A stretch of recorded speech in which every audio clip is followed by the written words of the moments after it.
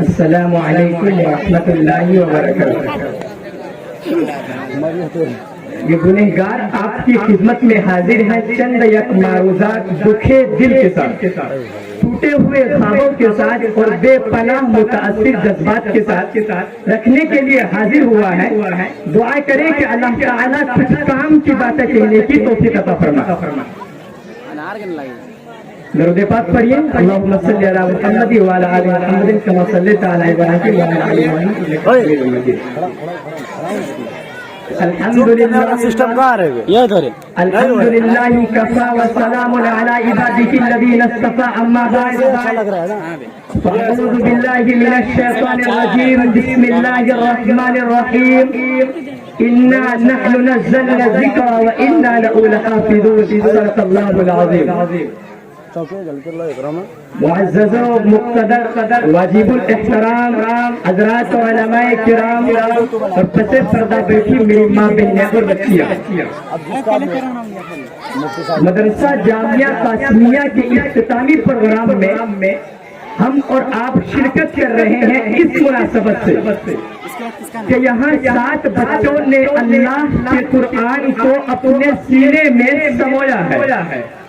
ظاہر ہے کہ یہ ان بچوں کا، ان کے اساتذہ کا، ان کے والدین کا اپنا ایک نمایاں کردار ہے جو انہوں نے قرآن مقدس حفظ کر کے پیش کیا ہے، اور یہ اللہ کی وہ بیش بہا عطا ہے کہ جس کو انسان اللہ کے فضل و کرم کے بغیر کسی صورت حاصل نہیں کر سکتا۔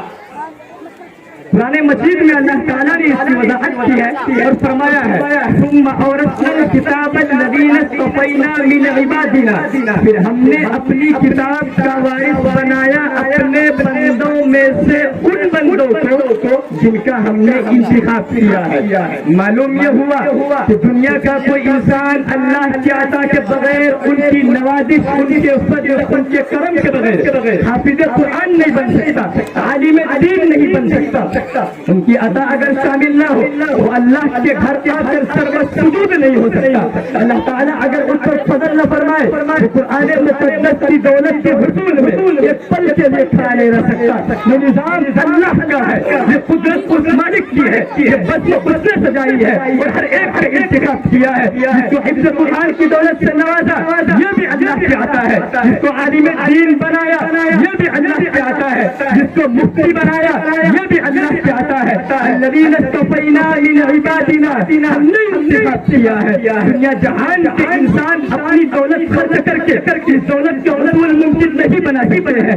ساری کائنات کی دولت جمع کی جائے پھر اس کو خرچ کر دیا جائے، اور دنیا جہان کا کوئی انسان چاہے تو اللہ کے قرآن کو اپنے سینے میں اس پیسے اور اس دولت کی بنیاد پر لے لے گا، قیامت کی صبح تک ممکن نہیں ہے۔ الذین اصطفینا من عبادنا، ہم جب چاہتے ہیں عطا کرتے ہیں، ہم نے چنا ہے ہمارے انسٹرکشن کے بغیر، ہمارے انتخاب کے بغیر، ہمارے چننے کے بغیر دنیا جہان کے کسی انسان کو اس دولت کا حصول ممکن ہو ہی نہیں سکتا۔ اور یہ نظام آج کا نہیں ہے، یہ نظام بہت قدیم ہے۔ حضور پاک علیہ الصلوۃ والسلام کے اصحاب پر، حضور کے دیوانوں پر، حضور کی مجلس میں بیٹھنے والوں پر، حضور کے اقربا پر، حضور کے شہریوں پر، حضور کے پڑوسیوں پر اور ہر اس فرد بشر پر نظر دوڑائیے جو سرزمین مکہ میں محمد عربی صلی اللہ علیہ وسلم کی موجودگی میں حضور پاک علیہ الصلوۃ والسلام کا دیدار کرنے والا ہے۔ اس زمانے کو پانے کی کوشش کیجیے، تصورات کی دنیا میں جائیے، سرزمین حجاز پر قدم رکھیے، مکہ المکرمہ کی سرزمین کا سفر کیجیے اور آپ دیکھیں گے ایک طرف ابو جہل ہے، ایک طرف عمر فاروق ہے، ایک طرف ابو لہب ہے، عتبہ ہے، شیبہ ہے، بلال حبشی ہے، سلمان فارسی ہے، صہیب رومی ہے، ادھر صحابہ کا مجمع ہے، ادھر کفار مکہ میں ایک کے بعد ایک بڑی زبان کے مالک ہے، ان کے لسانی صلاحیتوں کی صلاحیت نہیں ہے، ان کی لسانی صلاحیتوں کے جواب نہیں ہے، وہ اپنے آپ میں طاقت بھی رکھتے ہیں، خدا بھی رکھتے ہیں، کردار بھی باحیثیت شخصیت بلند رکھتے ہیں، لیکن ان کے پاس وہ سب کچھ نہیں ہے جس کی بنیاد پر اللہ تعالیٰ مصطفیٰ کی چوکھٹ کے لیے قبول کرے گا، جس کی بنیاد پر اللہ تعالیٰ مصطفیٰ کے قدموں کے لیے قبول کرے گا. چنانچہ نظام ابتدا سے کچھ ایسا ہی چل رہا ہے. الذین اصطفینا من عبادنا. آپ اگر سمجھتے ہیں کہ آپ کی دولت آپ کو اس قابل بنائے گی کہ آپ حافظ قرآن ہو جائیں گے یا آپ عالم دین ہو جائیں گے تو آپ بھول بھلیوں میں سفر کر رہے ہیں. تخیلات کی دنیا میں گم ہے. یہ دولت سے ملنے والی کوئی دولت نہیں ہے. روپے پیسے کی ریل پیل کرنے کے بعد حاصل ہونے والا کوئی عہدہ نہیں ہے, بلکہ یہ اللہ کی عطا پر منحصر ہے. جب وہ دینے پر آتے ہیں حبشہ سے ایک شخص کا انتخاب کرتے ہیں, سرزمین مکہ پر لاتے ہیں, پھر جفا کشی کے دور سے گزارتے ہیں اور اس کو ان تلخ ایام سے گزارا جاتا ہے. ایسی تلخ یادیں اس کے ساتھ جوڑ دی جاتی ہے. وہی بلال حبشی ہے جو مکے کے سرزمین کے باشندے نہیں ہے. ان کا خاندانی بیک گراؤنڈ کوئی نہیں ہے. ان کا خاندان یہاں نہیں ہے. دولت نہیں, پیسہ نہیں, خاندان نہیں, قبیلہ نہیں, مال و متا نہیں. موٹے موٹے ہاتھ ہے, کالا سیاہ جسم ہے, لیکن اللہ کے سکا ہے. الذین اصطفینا من عبادنا. ہم نے بلال کو چنا. جی ہاں, ہم نے رد کیا تو ہم نے ابو جہل کو رد کیا, عمر ابن خطاب کا انتخاب کیا, عتبہ کا رد کیا, شیبہ کا رد کیا. ہم جب رد کرنے پر آئے ہیں, جب رجیکٹ کرنے پر آئے ہیں, ان تمام کو کیا ہے. یہ محمد عربی صلی اللہ علیہ وسلم کے خاندانی ہے, مکے کے سرزمین کے افراد ہے. حیثیت شخصیت ان کا کردار بہت بلند ہے, لیکن ان کے سینوں میں اور کہیے کہ زبان و بیان میں اور یوں اگر کہا جائے تو بات غلط نہ ہوگی کہ ہم نے ان کی تقدیر میں وہ سب کچھ نہیں رکھا ہے جو کچھ بلال کی تقدیر میں رکھا گیا ہے. چنانچہ انتخاب کیا گیا, سرزمین حبشہ سے ایک شخص کو اٹھا کے مکہ بھیجا گیا. پھر اس نے غلامی کے ایام گزارے, پھر دن گزرتے گئے اور پھر ابو بکر صدیق رضی اللہ تعالی عنہ کے واسطے سے رسول اکرم صلی اللہ علیہ وسلم کے قدموں میں لایا گیا. بالآخر یہ کہ اللہ تعالی نے یہ نظام پہلے سے رکھا ہے. جب وہ انتخاب کرتے ہیں تو دور حبشہ سے لاتے ہیں, اور جب وہ محروم کرتے ہیں تو گھر میں اس چچا کو محروم کرتے ہیں جس نے رسول اکرم صلی اللہ علیہ وسلم کی محبت, آپ کی معاونت اور کہیے کہ آپ کے ساتھ جانساری میں کسی قسم کی کوئی کسر نہیں اٹھا رکھی. یہ سب کچھ کردار زندہ کیا جناب ابو طالب نے, لیکن اللہ کا نظام ہے. ہم جب دینے پر آتے ہیں بلال کو حبشہ سے بلائیں گے, سلمان کو فارس سے بلائیں گے, سہیب کو روم سے بلائیں گے. یہ نظام ہمارا ہے, یہ قرآن ہمارا ہے, یہ دولت ہم نے عطا کی ہے. ہم جسے چاہیں گے منتخب کریں گے. اللہ تعالیٰ نے ان 7 افراد کو منتخب کیا ہے, ان 7 بچوں کا انتخاب کیا ہے. اور بہت سے بچے ہو سکتے تھے ان کے اپنے بھائیوں میں, ان کے اپنے اقربا میں, ان کے اپنے رشتے داروں میں, اور بہت سے بچے تھے جن کی زبان میں فراست تھی, جن کے پاس کہیے کہ پرسنالٹی بہت اچھی تھی, جو بڑے باپ سے بیٹے تھے مالدار سمجھے جاتے تھے, خاندانی بیک گراؤنڈ بہت اچھا تھا. لیکن اللہ کا اعلان ہے, ہم جسے چاہتے ہیں اسے عطا کرتے ہیں.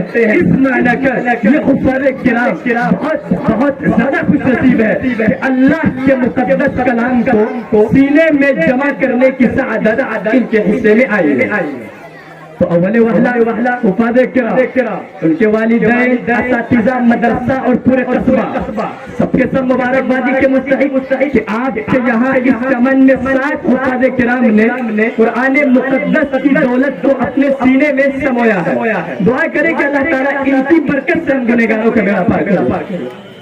اور آپ حضرات سے گزارش ہے کہ اپنے آپ کو قرآن پاک سے وابستہ کیجئے اور اپنے بچوں کو قرآن پاک سے وابستہ کیجئے. اور یہ اب آپ سے نہیں کہا جائے گا کہ قرآن پڑھائیے, بلکہ اس سے آگے بڑھ کے کہا جائے گا حافظ قرآن بنائیے اور اس روایت کا مصداق بنیے.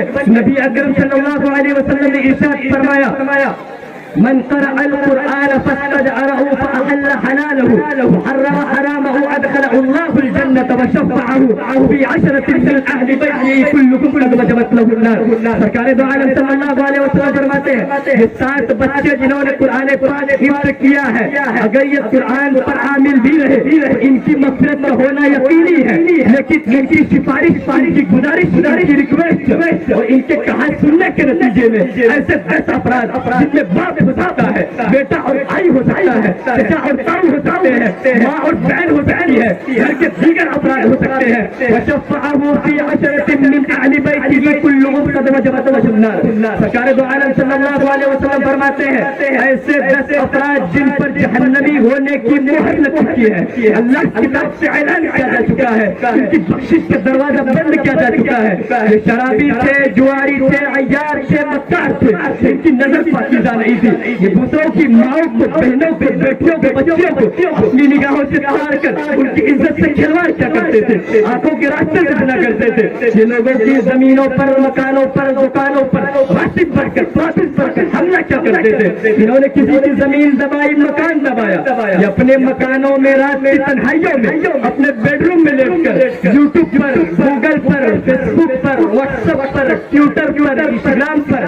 اور نہیں معلوم سوشل میڈیا کے حوالے سے وہ اس گندی دنیا میں جا کر کیا کچھ نئے انداز سے نئے پھول کھلا رہے تھے ان پر جہنمی ہونے کی مہر لگ چکی ہے یہ باپ کھڑا ہے اس کے عمل ایسے نہیں ہے اس پر جنت کی مہر لگا دی جائے اس کا کردار ایسا نہیں ہے اس کے لیے کیا دیا جائے جائیے آپ جنت میں چلے جائیے اس کا کردار مشکوک ہے اللہ کا باقی رسول اللہ کا باقی اس کا معصوم کا دلارا اس کا چھوٹا سا بچہ جس کی عمر 10 سال نہیں ہوگی بڑی جفا کشی کے بعد صبح سے شام تک اور شام سے صبح تک مدرسے کا سفر طے کر کے قرآن سینے میں جمع کیا اللہ کا محبوب بن گیا یہ کھڑا ہوگا مولا جس پر آپ نے مہر لگا کے جہنمی ہونے کا فیصلہ کیا یہ وہی میرا باپ ہے جو میرے حفظ قرآن کا سبب بنا ہے اللہ تعالیٰ فرمائیں گے پھر اس مہر کا خاتمہ کر دیا جائے اور ایک دوسری مہر مار دی جائے اس حافظ قرآن کی سفارشی نتیجے میں یہ بندہ حافظ قرآن کا بات ہے لہذا مہر مار کے جنت کے حوالے کر دیا جائے